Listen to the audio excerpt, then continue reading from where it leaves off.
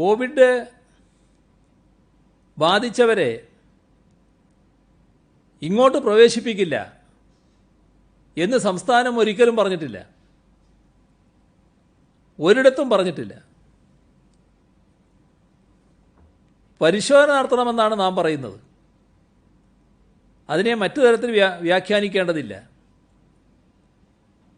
ഇത് പ്രവാസികൾക്കെതിരാണ് എന്ന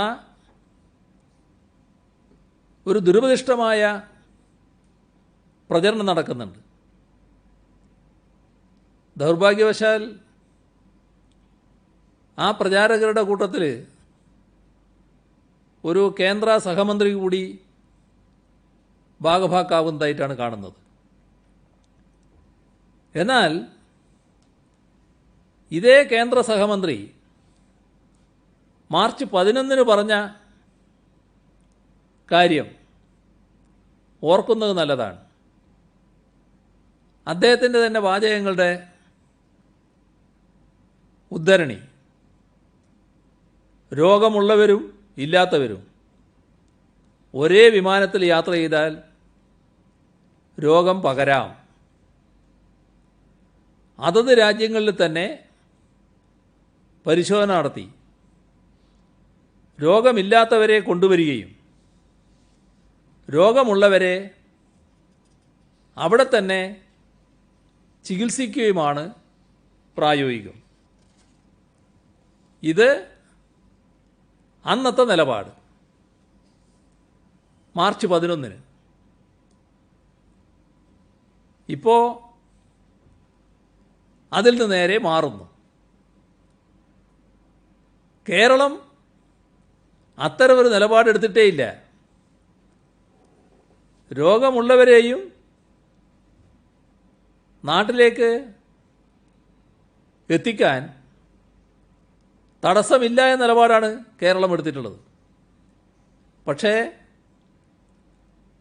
രോഗമുള്ളവർ മാത്രമായിട്ട് വരണം. രോഗമുള്ളവരും ഇല്ലാത്തവരുമായാൽ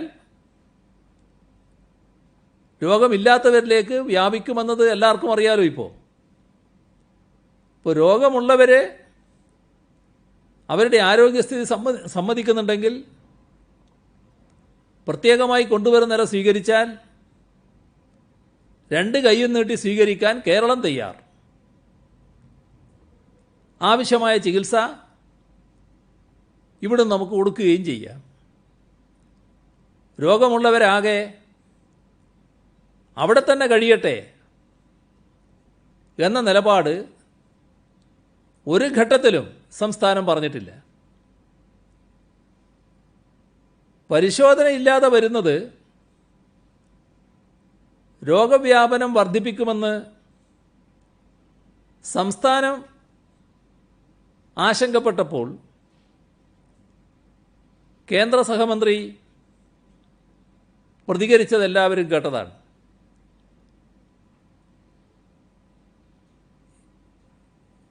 അദ്ദേഹത്തിൻ്റെ പ്രതികരണം നിങ്ങൾ ഓർക്കുന്നുണ്ടാവും. ഇദ്ദേഹത്തിനോട് ആരാണ് പറഞ്ഞത് കൊറോണയുടെ ടെസ്റ്റ് ഇല്ലാതെയാണ് കൊണ്ടുവരുന്നത് എന്ന്? ഞങ്ങൾ അവിടെ നിന്നുള്ള ടെസ്റ്റ് നടത്തിയതിന് ശേഷമാണ് ആളുകളെ ഇങ്ങോട്ട് കൊണ്ടുവരാൻ ശ്രമിക്കുന്നത്. എല്ലാ ആളുകളെയും അവർ വിമാനത്തിൽ കയറുന്നതിന് മുൻപ് ടെസ്റ്റിന് വിധേയമാക്കും. വിധേയരാക്കിയതിന് ശേഷം മാത്രമേ അവരെ കയറ്റൂ. ഇത് പറഞ്ഞയാൾ തന്നെയാണ് ഇന്ന് കേരളം ടെസ്റ്റിന് വേണ്ടി പറയുന്നത് മഹാപാതകമെന്ന് പറഞ്ഞു നടക്കുന്നത്. മെയ് 5 ശേഷം, മെയ് 5 ഇത് പറയുന്നത്. മെയ് 5 ഇങ്ങനെ പറഞ്ഞതിന് ശേഷം എന്ത് അത്ഭുതമാണ് സംഭവിച്ചിട്ടുള്ളത് ഇങ്ങനെ നിലപാട് മാറ്റാൻ? അത് അദ്ദേഹം തന്നെ വ്യക്തമാക്കേണ്ടതാണ്.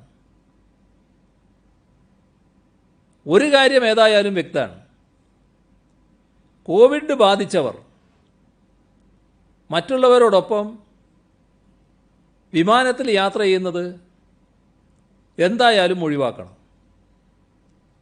രോഗം പടരുന്നത് തടയാൻ ഈ നിയന്ത്രണം അനിവാര്യമാണ്. രോഗബാധയുള്ളവരെ അവർക്ക് യാത്ര ചെയ്യാൻ ആരോഗ്യമുണ്ടെങ്കിൽ പ്രത്യേക വിമാനത്തിൽ കൊണ്ടുവരുന്ന കാര്യം കേന്ദ്ര സർക്കാർ പരിഗണിക്കേണ്ടതാണ്. അങ്ങനെ എത്തുന്നവർക്ക് ഇവിടെ ചികിത്സ നൽകുകയും ചെയ്യും. വന്ദേ ഭാരത് മിഷന്റെ ഭാഗമായുള്ള ഫ്ലൈറ്റുകളിൽ ഇന്ത്യൻ എംബസി വഴിയാണ് യാത്രക്കാരെ തിരഞ്ഞെടുക്കുന്നത്. അർഹരായവർക്ക് മുൻഗണന കിട്ടുന്നുണ്ടെന്ന് ഉറപ്പാക്കാൻ എംബസികൾക്ക് കേന്ദ്ര സർക്കാർ നിർദ്ദേശം നൽകണമെന്ന് പ്രധാനമന്ത്രിയോട് അഭ്യർത്ഥിച്ചിട്ടുണ്ട്. ഈ അഭ്യർത്ഥന പലവട്ടം നടത്തിയിട്ടുണ്ട്. ഈ തെരഞ്ഞെടുപ്പ് സുതാര്യമായിരിക്കണം. തിരഞ്ഞെടുക്കപ്പെട്ടവരുടെ ലിസ്റ്റ് അവരുടെ മുൻഗണന സൂചിപ്പിച്ചുകൊണ്ട് എംബസി വെബ്സൈറ്റിൽ പ്രസിദ്ധീകരിക്കണം. യാത്രക്കാരുടെ ലിസ്റ്റിന് അവസാന രൂപമായാൽ വിമാനം പുറപ്പെടുന്നതിന് 3 ദിവസത്തെ ഇടവേളയെങ്കിലും ഉണ്ടാവും. ആ തരത്തിൽ 3 ദിവസത്തെ ഇടവേള ഉണ്ടാവണം. 10 മണിക്കൂറിലേറെ യാത്ര വേണ്ടി വരുന്ന രാജ്യങ്ങളിൽ നിന്ന് ഇങ്ങോട്ട് വരുന്നവർ പലപ്പോഴും ഡൽഹിയിലോ മുംബൈയിലോ ബാംഗ്ലൂരിലോ ഇറങ്ങേണ്ടി വരുന്നുണ്ട്. ഇത്തരം ഫ്ലൈറ്റുകളിൽ കേരളത്തിലേക്കുള്ള യാത്രക്കാർ ധാരാളമാണ്. ഇത് കണക്കിലെടുത്ത് ഈ ഫ്ലൈറ്റുകൾ കേരളത്തിലെ ഏതെങ്കിലും വിമാനത്താവളങ്ങളിലേക്ക് നീട്ടാൻ എയർലൈൻ കമ്പനികൾക്ക് കേന്ദ്ര ഗവൺമെൻറ് നിർദ്ദേശം നൽകണം. ഇതിൻ്റെ തന്നെ മറ്റൊരു ഭാഗം, വിദേശത്തുനിന്ന് പുറപ്പെട്ട് ഡൽഹിയിലോ മുംബൈയിലോ ബാംഗ്ലൂരിലോ ഇറങ്ങേണ്ടി വരുന്ന യാത്രക്കാർ അവിടെ തന്നെ ക്വാറന്റൈൻ ചെയ്യപ്പെടുകയാണ്. അവരവിടെ ക്വാറന്റൈൻ കഴിഞ്ഞ് കേരളത്തിലെത്തിയാൽ വീണ്ടും ഇവിടെ ക്വാറന്റൈനിൽ പോകണം. ഇത്തരം ആളുകളുടെ ക്വാറന്റൈൻ കാര്യത്തിൽ പ്രത്യേക മാനദണ്ഡം രൂപീകരിക്കേണ്ടതാണ്. ഫ്ലൈറ്റുകൾ കേരളത്തിലേക്ക് കൂടി നീട്ടുന്നതാണ് ഏറ്റവും പ്രായോഗികമായിട്ടുള്ള കാര്യം. അതല്ലാതെ വരുന്നുണ്ടെങ്കിൽ ആദ്യം എത്തിച്ചേരുന്ന സ്ഥലത്ത് നിന്ന് 5 ദിവസത്തിനകം കേരളത്തിലേക്ക് ടിക്കറ്റ് ബുക്ക് ചെയ്യുന്നവർക്ക് സ്വന്തം നാട്ടിലേക്ക് വരാനും ഇവിടെ ക്വാറന്റൈനിൽ പോകാനും അനുമതി നൽകണം. ഇതും സംസ്ഥാനം കേന്ദ്രത്തെ അറിയിച്ചിരിക്കുകയാണ്. 10 മണിക്കൂറിലധികം പറക്കേണ്ടി വരുന്ന ദൂരത്തു നിന്നാണെങ്കിൽ വലിയ വിമാനങ്ങൾ യാത്രക്ക് ഉപയോഗിക്കണം. എയർ ഇന്ത്യക്ക് വേണ്ടത്ര വിമാനങ്ങൾ ഒരുക്കാൻ കഴിയുന്നില്ലെങ്കിൽ മറ്റ് കമ്പനികളിൽ നിന്ന് വിമാനം വാടകയ്ക്കെടുക്കുന്ന കാര്യം പരിഗണിക്കണം.